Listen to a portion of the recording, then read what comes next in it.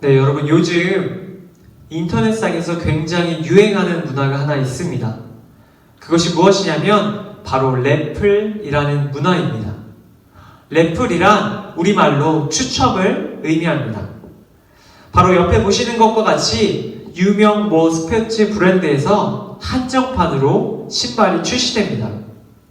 그리고 이 한정판 신발을 구입하고 싶은 사람들이 온라인상에서 래플에 신청하여 이 신발을 구입할 기회를 얻게 됩니다. 갖고 싶은 사람은 많은데 신발의 개수는 정해져 있기 때문에 추첨을 통해서 구입할 수 있는 기회를 제공하는 것이죠. 당첨이 되면 신발을 그냥 주는 게 아니라 구입할 수 있는 기회를 줄 뿐입니다. 그런데도 많은 사람들이 이 신발을 구입하기 위해서 래플에 신청하는 것을 보게 됩니다. 이렇게 래플에 신청하는 사람들은 제발 구입할 기회라도 얻고자 하는 마음으로 이 신발을 신청하는 것이죠. 자신에게 좋은 기회가 찾아오기를 바라는 마음으로 래플에 신청하는 것입니다. 여러분, 그런데 오늘 우리가 함께 나눌 성경 말씀 속에도 바로 이와 관련된 이야기가 등장하고 있습니다. 아무에게나 쉽게 찾아오지 않는 너무나도 소중한 기회, 꼭 잡아야만 하는 기회에 관련된 말씀입니다. 여러분, 하나님께서 태초에 천지를 창조하셨습니다. 그리고 하나님의 형상을 따라 인간을 만드셨어요. 그 인간이 바로 아담과 하와입니다. 그런데 이 아담과 하와에게는 치명적인 문제가 있었습니다. 그 문제는 바로 그들이 하나님과 같이 되고 싶어 했다는 사실입니다. 그래서 아담과 하와는 하나님께서 경고하신 선악과를 따먹는 죄를 저지르고 말았습니다. 그리고 그들이 죄에 대한 심판으로 에덴 동산에서 쫓겨남을 당하게 됩니다. 여러분, 그런데 그들의 죄로 인해 마땅히 쫓겨남 당한 아담과 하와를 하나님께서는 그대로 버려두지 않으셨어요. 하나님께서는 그들에게 가죽옷을 지어 입히시고 에덴 동산 밖에서도 그들이 살아갈 수 있는 방법을 마련해 주신 겁니다. 거기다가 더하여서 하나님께서는 아담과 하와 사이에 사랑스러운 자녀도 허락하여 주셨습니다. 두 아들, 바로 가인과 아벨입니다. 오늘 말씀은 바로 이 가인과 아벨 사이에 있었던 이야기를 기록하고 있습니다. 형 가인, 그리고 동생 아벨, 이 둘은 형제였습니다. 동시에 그들은 모두 하나님을 섬기는 사람들이었습니다. 그들은 하나님을 위해 제단을 쌓고 각자 준비한 제물을 올려 하나님께 제사를 드렸습니다. 제사란 우리가 오늘 드리는 이 예배와 같이 하나님께서 기뻐 받으실 수 있는 제사를 의미합니다. 당시 가인과 아벨이 하나님께 각자 제단을 쌓고 제물을 올리고 제사를 드릴 때에 놀라운 일이 일어납니다. 하나님께서 그 준비된 제단 위로 불을 내려주시는 것입니다. 그리고 그 제물을 태워서 하나님께서 받아주시는 제사가 이루어지는 것입니다. 그런데 여러분, 문제가 생겼어요. 무슨 문제냐면요, 가인과 아벨이 각자 제단을 쌓고 각자 준비한 제물을 올리고 하나님의 불이 내려 제사를 받기를 기다리는데 한쪽에만 불이 내려왔던 것입니다. 어느 제단에 불이 내려왔을까요? 바로 아벨의 제단에만 불이 내려왔습니다. 다시 말해서 하나님께서 아벨의 제사만 받으셨다는 뜻입니다. 하나님께서 왜 가인의 제사는 받지 않으시고 아벨의 제사는 받으셨을까요? 성경에는 가인과 아벨의 제사의 차이가 자세히 나와 있진 않지만 성경 통해서 우리가 유추해 볼 수 있는 것은 하나님께 제사를 드릴 때 가인은 하나님께 정성으로 드리지 않았기 때문에 하나님께서 그의 제사를 받지 않으셨다라고 볼 수 있습니다. 아벨은 마음과 정성과 뜻을 다해서 하나님께 그 예물을 올려드렸지만 가인은 그렇지 못한 겁니다. 다시 말해서 그가 제사에 실패한 이유가 누구 때문인가요? 바로 자기 자신, 가인 때문이었습니다. 그런데 가인은 하나님께서 자신의 제사를 받지 않으신 것에 대해 분노하기 시작합니다. 자기 자신의 실수와 자기 자신의 잘못으로 제사가 실패한 것인데 하나님을 원망하기 시작한 겁니다. 그리고 가인은 눈을 옆으로 돌립니다. 그 옆에 있는 아벨을 본 것이죠. 왜 저 동생은 나와 다르게 하나님께 드린 제사가 성공하였는가? 왜 나는 실패하였는데 저 녀석은 성공하였는가? 그가 분노하기 시작합니다. 오늘 말씀, 본문은 아니지만 5절 하반절 말씀에 이렇게 기록되어 있습니다. 가인이 몹시 분하여 안색이 변하니. 이 안색이 변한다라는 단어를 성경 원어로 살펴보면 그의 얼굴이 땅에 떨어졌다라는 뜻을 가지고 있습니다. 다시 말해서 그가 큰 절망과 분노에 휩싸여 흥분하고 있다는 뜻입니다. 가인은 제사를 실패한 것에 대해 자신의 잘못에 대해 분노한 것이 아닙니다. 그는 자신의 제사를 받지 않으신 하나님께 분노하였고 그 옆에 하나님께 성공한 제사를 드린 아벨에게 분노했습니다. 자신의 잘못으로 일어난 일에 대한 분노를 엉뚱한 곳으로 보내고 있는 것입니다. 결국 가인은 이 분노에 휩쓸려 큰 사고를 치고 맙니다. 오늘 본문인 창세기 4장 8절 말씀입니다. 우리 같이 읽습니다. 가인이 그의 아우 아벨에게 말하고 그들이 들에 있을 때에 가인이 그의 아우 아벨을 쳐 죽이니라. 여러분, 가인은 아벨에게 잠시 할 이야기가 있으니 자신을 좀 따라오라고 말합니다. 그리고 아벨을 데리고 인적이 드문 들로 가게 됩니다. 그렇게 아무도 없는 곳에 도착한 가인은 자신을 따라온 아벨을, 자신의 동생을 쳐 죽이기 시작합니다. 순전히 자신의 잘못으로 일어난 일에 대한 분노를 자신의 이웃인, 자신의 형제인 아벨에게 표출하는 것입니다. 자신의 잘못을 인정하지 않고 하나님을 원망하고 내 옆에 있는 동생을 원망하며 그는 분노를 그곳에 풀어냅니다. 그렇게 분노에 휩싸여 가인은 최초로 살인이라는 죄를 저지르는 인간이 되었습니다. 그가 지은 살인이라는 죄는 단순히 아벨에게만 지은 죄가 아닙니다. 그가 지은 죄는 하나님에게 지은 죄이기도 합니다. 바로 아벨의 생명이 하나님의 것이기 때문입니다.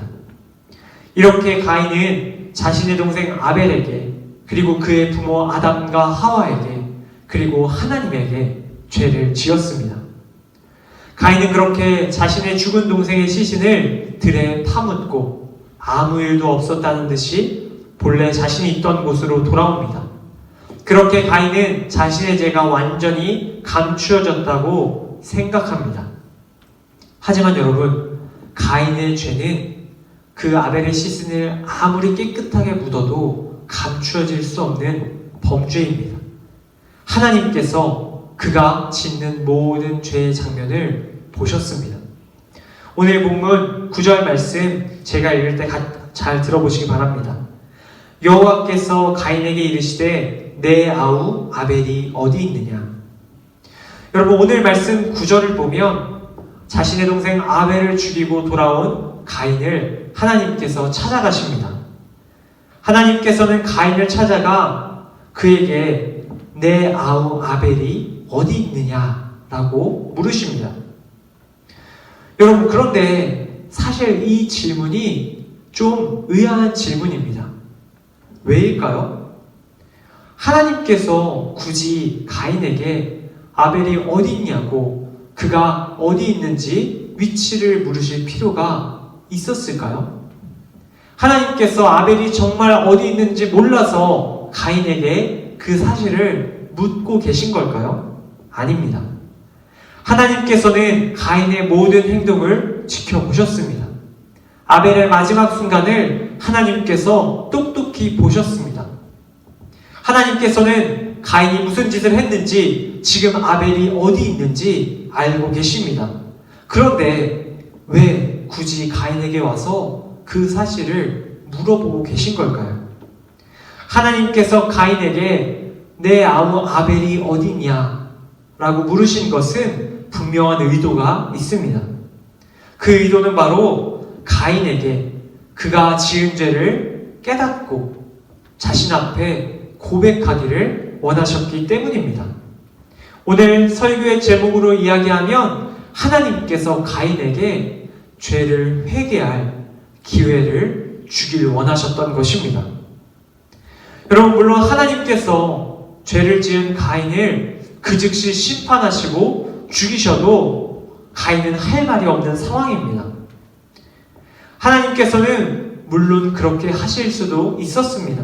그런데 그렇게 하지 않으신 거예요. 하나님께서는 친히 가인을 찾아가 그에게 물으십니다. 그에게 기회를 주십니다. 그가 자신의 입으로 자신이 지은 죄를 고백하며 자신의 죄를 뉘우치고 자신의 죽은 동생 아벨과 하나님께 용서를 구할 기회를 주길 원하셨던 것입니다. 하나님께서 가인에게 죄를 고백할 기회를 주셨다는 것은 뉘우치고 하나님께 돌아갈 기회를 주셨다는 것이기도 합니다. 그래서 하나님께서 이처럼 가인에게 다 알고 있는 사실을 새삼스럽게 물으신 것입니다. 하나님께서는 그가 무도한 죄를 지은 가인이라 할지라도 그에게 소중한 기회를 주길 원하셨습니다. 그가 죄를 회개하고 하나님 곁에 돌아와 다시는 같은 죄를 범하지 않기를 바라셨던 것입니다. 자신의 죄를 뉘우치고 하나님께 용서받을 소중한 기회가 그에게 필요했기 때문입니다. 그러나 여러분, 안타깝게도 가인은 하나님께서 마련해 주신 이 소중한 기회를 붙잡지 못합니다. 그는 이렇게 말합니다. 내가 알지 못하나이다. 내가 내 아우를 지키는 자니까? 여러분, 가인은 하나님께 뻔뻔하게 거짓말합니다. 내가 내 동생 아벨이 어디 있는지 모릅니다.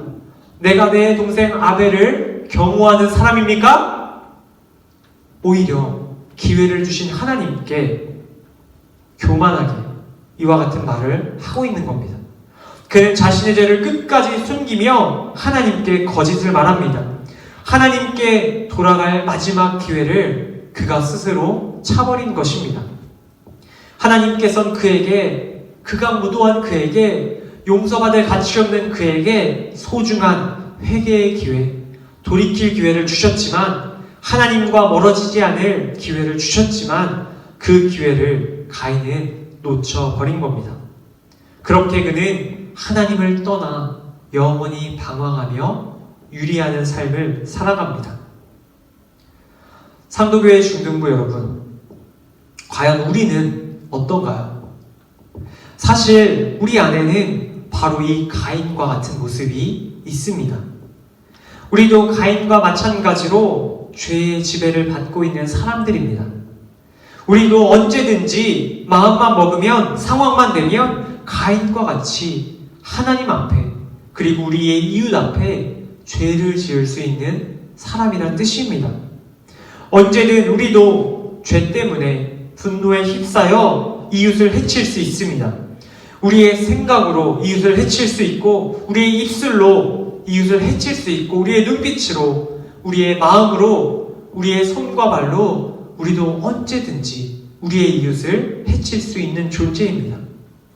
뿐만 아니라 우리의 죄를 하나님께 원망하며 또 이웃에게 원망하며 탓을 돌릴 수도 있는 교만하고 나약한 사람들이 바로 저와 여러분들입니다. 아담과 하와가 그랬던 것처럼, 가인이 그랬던 것처럼 우리 역시 죄로 인해 타락한 사람들이기 때문에 언제든지 하나님 앞에, 사람들 앞에 죄를 지을 수 있다는 뜻입니다. 죄의 크기와 종류와 상관없이 우리는 하나님과 이웃에게 죄를 짓습니다. 이처럼 구제불능인 인간은 하나님의 피조물로서, 하나님의 자녀로서 한참 실격인 존재입니다. 여러분, 그런데 하나님께서는 이처럼 구제불능이고 한참 실격인 우리를 포기하지 않으십니다. 하나님께서는 죄로 인해 망가진 우리를 불쌍히 여겨 주십니다. 하나님께서 아담과 하와를 불쌍히 여겨 주셨듯이, 하나님께서 가인을 불쌍히 여겨 주셨듯이 하나님께서는 저와 여러분도 불쌍히 여겨 주십니다. 그리고 하나님께서는 죄를 짓고 쓰러진 우리에게 친히 찾아와 말씀하고 계십니다. 우리를 범죄한 우리를 심판하시기 전에 먼저 우리에게 찾아와 회개할 기회를 허락하여 주신다는 것입니다. 동생을 죽이고 죄를 숨기고 뻔뻔히 살아가는 가인에게 찾아가 그에게 그의 죄를 물으시며 하나님께 돌아올 기회를 주셨듯이, 하나님께서는 오늘날 수많은 죄를 짓고도 뻔뻔히 살아가는 우리에게 이 말씀으로 찾아와 우리의 죄를 깨닫게 하시고 뉘우치게 하시고 고백하게 하시고 회개하게 하심을 꼭 기억할 수 있기를 바랍니다. 하나님께서 우리에게 이 시간 묻고 계십니다. 나에게 너의 죄를 고백해라. 나에게 너의 죄를 말해봐라. 내가 너를 불쌍히 여기고 용서해 줄 것이다 라고 말입니다. 죄를 회개하고 내 곁으로 돌아와 나와 함께 다시 시작하자. 이제라도 다시 시작해보자. 하나님께서 우리에게 회개의 기회를 주고 계십니다. 사랑하는 중등부 형제자매 여러분, 지금 이 말씀을 들을 때 우리 가운데 혹 떠오르는 죄악이 있다면 우리 마음 가운데 하나님께 그 죄를 고백하고 회개하는 역사가 일어나기를 간절히 축복합니다. 우리가 하나님께 우리의 사소한 죄악을 고백하며 나아갈 때 하나님께서는 우리를 불쌍히 여기시고 용서하여 주십니다. 하나님께서는 우리를 변화시켜 주십니다. 하나님께서는 우리를 날마다 새롭게 하여 주십니다. 우리가 죄인이고 가인과 같은 자들이지만 하나님께서 우리에게 기회를 주시기에, 하나님 곁으로 불러주시기에 우리에게는 소망이 있습니다. 이제 영상 하나를 보고 오늘 말씀을 맺으려고 합니다. 우리 영상을 잠시 보고 오도록 하겠습니다.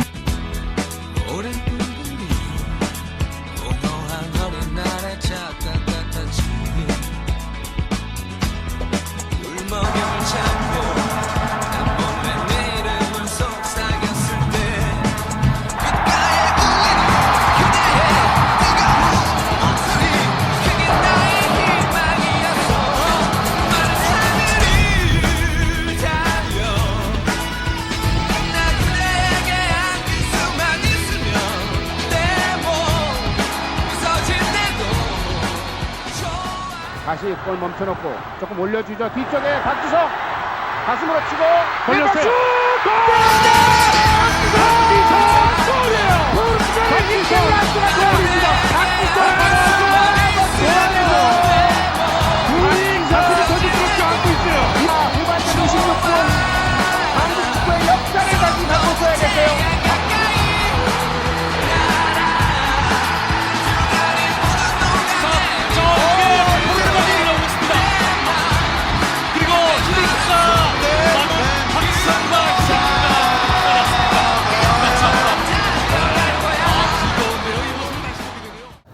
네, 여러분 방금 본 영상에는 박지성이란 축구선수와 히딩크라는 감독이 등장합니다. 박지성이란 선수는 평발이라는 신체적인 단점을 가지고 있었고 또 눈에 띌 만한 특별한 활약을 하지 못한 선수였습니다. 그런데 히딩크 감독은 박지성 선수가 가지고 있던 정신력에 주목합니다. 그리고 그 정신력을 믿고 그에게 계속해서 시합할 기회를 히딩크 감독이 주게 됩니다. 그 결과 박지성은 히딩크 감독이 준 기회로 말미암아 훌륭한 선수로 성장하게 됩니다. 사랑하는 중등부 여러분, 하나님께서는 우리 인생의 경기에 히딩크 감독과 같은 분이 되어주십니다. 하나님께서는 우리가 인생길을 걸어갈 때 우리에게 늘 기회를 주길 원하십니다. 하나님께서 무엇을 보고 우리에게 기회를 주실까요? 단점이 많고 죄로 인해 연약한 우리인데 무엇을 보고 기회를 주시는 걸까요? 바로 우리의 정체성을 보고 기회를 주십니다. 우리가 누구입니까? 우리는 하나님의 자녀입니다. 하나님께서는 우리를 당신의 자녀라고 말씀하십니다. 우리가 하나님의 자녀라는 사실에 하나님은 주목하십니다. 우리가 당신의 자녀라는 정체성을 갖고 있기 때문에 하나님께서 우리에게 기회를 주시는 겁니다. 우리가 죄로 인해 쓰러지고 실패하고 좌절해도 하나님의 자녀이기 때문에 우리에게 그 죄를 회개하고 다시 나아갈 힘을, 다시 나아갈 기회를 주신다는 뜻입니다. 죄로 인해 늘 쓰러지는 저와 여러분들 가운데 하나님께서 회개하고 다시 시작할 기회를 주심을 기억할 수 있기를 축복합니다. 날마다 하나님 앞에 죄를 고백하고 변화되어 거룩한 하나님의 자녀로 하나님께서 기뻐하시는 모습으로 날마다 성장해 나아가는 저와 또 우리 사랑하는 우리 상도교회 모든 중등부 형제자매 여러분 되시기를 주님의 이름으로 간절히 축복합니다. 우리 시간 함께 기도하도록 하겠습니다. 우리 함께 기도하겠습니다. 하나님 아버지 감사합니다. 오늘 우리에게 주신 말씀을 통해 가인을 찾아가 회개의 기회를 허락하신 하나님의 모습을 보게 되었습니다. 하나님께서 가인에게 기회를 주셨듯이 우리에게도 다시 시작할 기회를 주고 계심을 깨닫습니다. 우리가 지은 죄를 하나님께 날마다 고백하며 회개의 기회를 잡음으로 하나님이 기뻐하시는 모습으로 성장할 수 있게 하여 주시옵소서. 주님 주신 말씀에 다시 한번 감사드리며 우리 구주 예수님의 이름으로 기도드립니다. 아멘.